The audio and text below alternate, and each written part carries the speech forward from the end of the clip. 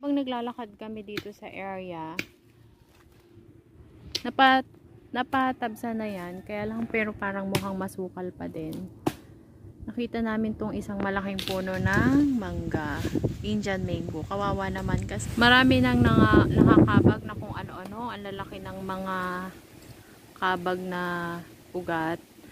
So kawawa naman, tinanggal namin ng konti yung mga nakapulupot sa kanya na abot namin. Para yung nasa taas banda, matanggal din. Tapos, nakita ko to yung baba niya. Itong right under the Indian mango tree. Ang daming mga maliliit na mango. Siguro ito yung mga nahulog na bunga sa kanya. Ayan o, tabi-tabi.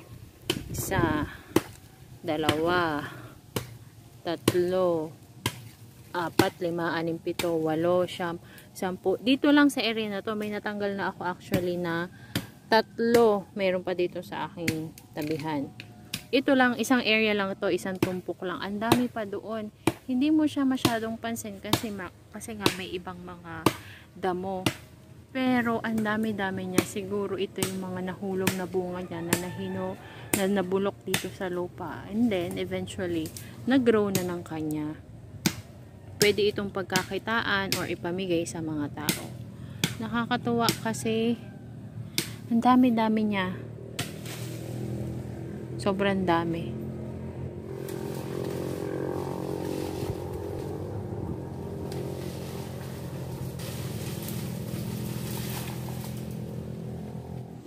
So, ito yung nakita kong 3 puno ng Indian mango na binunot ko.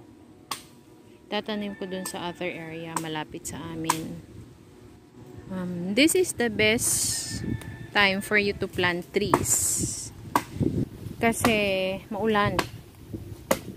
Mabubuhay yung mga tanim natin kahit hindi na sila diligan, mag-i-establish na yung ugat niya. Kahapon pala nagtanim ako ng mga ilang puno ng Gmelina. Wala pang 10 kasi nabot na nga ako ng ulan. Pero at least kagabi umulan. So tama-tama, right timing. So kanina ngayong umaga nagtanim ulit ako. Mamaya ipapakita ko sa inyo yung tinanim ko. Marami dito na puno ng Madre Cacao yan. Na na rin siya, napabayaan kasi ang daming sa kanya. Nakapulupot na nakakabag na kung ano-ano. So at least ngayon nakahinga-hinga na siya kasi natanggalan siya ng mga nakakabag. Magandang kahoy ang Madre Cacao. Ayan, isang Madre Cacao. At saka mahal na kahoy siya. Ito rin, Madre Cacao yan. Madali lang naman magbuhay niyan kahit sanga lang. Maliit na sanga, mabubuhay siya. Itusok mo lang, mabubuhay siya. Yun nga lang, it will take time for it to grow, matagal. Kasi rin siya, tigas na kahoy din Maganda, good lumber. Ito naman puno na yan. It's an antipolo tree, straight na straight. Maganda kasi straight na straight. Mas lalaki siya kasi hindi nagsanga. So, yung paglaki ng stem niya, confided lang sa isang stem kasi nga hindi siya nagsanga. And that's the good of it na wala siyang sanga. Bata pa siya kasi maliit pa lang naman. And it's also good lumber. It will take also time. 20 years bago siya mapakinabangan. Usually kasi ang antipolo tree, hindi siya maganda syempre pag mura pa tapos pinalagari mo na. Then, ang antipolo tree usually ang isa sa sign na siya ay magulang na pag pinalagari mo, medyo yellowish na ang kanyang kulay sa loob. Ibig sabihin, matured na siya. And that's good. Itong area na to ay slanting. Kaya, nandito ako sa bandang baba, medyo pataas. So, to take extra effort to go up there. So, the best thing to do sa area na to for now ay taniman ng Gmelina. After 5 to 7 years, mapakinabangan yung Gmelina. Kasi matagal na rin natenga itong lupang ito since nawala ang father ko. Walang nag-aasikaso. So ngayon, I'm preparing yung lupa na pagtataniman ng Gmelina. dudukal ako ngayon. Sobrang bigat ng bareta na gamit ko.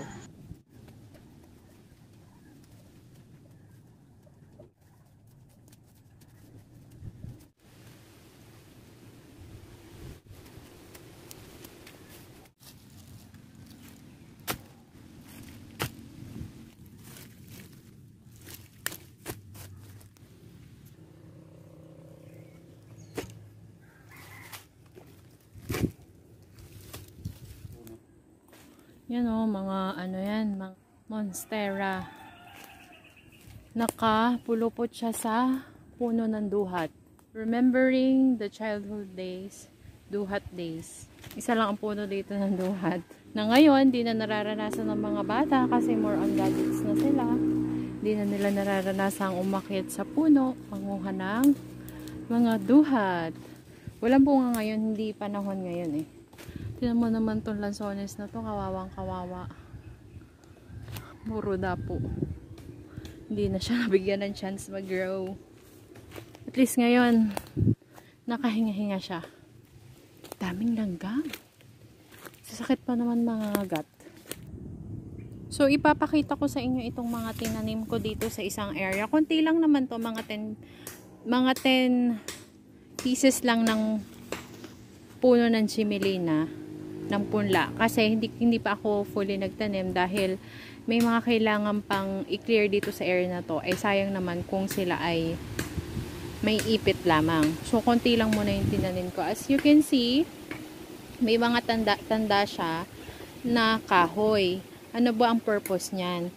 Para at least aware yung taong dadaan na may bagong tanim dyan. Para they would not step on it. Okay? Pakita ko sa inyo malapitan. Yan yung puno ng Chimilina. Yan o. So, ayan yung kahoy. No. Dapat nakalagay siya sa area na alam yung panggagalingan ng tao. Just like this one, tama ang pagkakalagay ng kahoy na protection niya. Kasi, ang tao kasi manggagaling dito sa area dito eh. Yan, pababa. So, kung may kahoy, they would step first sa kahoy rather than doon sa puno ng Chimilina. So, tama ang pagkakalagay ng kahoy. Hindi dapat dito sa likod na area. Kasi, kung dito sa likod, nakastep naman na ang tao sa puno ng Chimilina.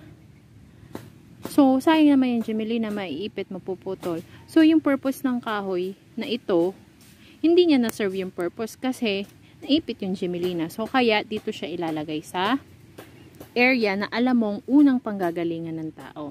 Kasi yung area na to ay pababa. So, dito talaga manggagaling yung tao from taas. Ito ay okay na ang posisyon nito. So, pagbalik naman ng tao pataas, at least they are aware na meron dito na bagong tanim and kasi nadaanan na nila to.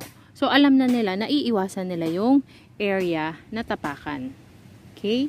So, pakita ko sa inyo yung mga tinanim ko. Ayan siya. Tinanggal ko siya sa agribag ha. Ayan siya. Ayan.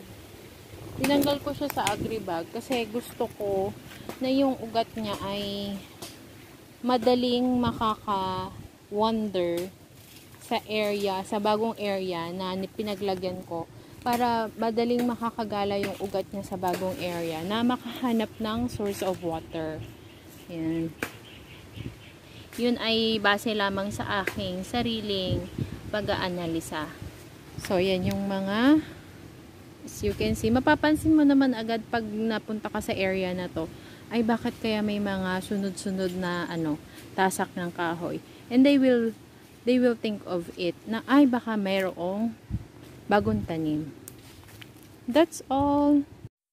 Please don't forget to click the subscribe button and the notification bell para updated kayo sa mga bago nating uploads. Thank you for watching.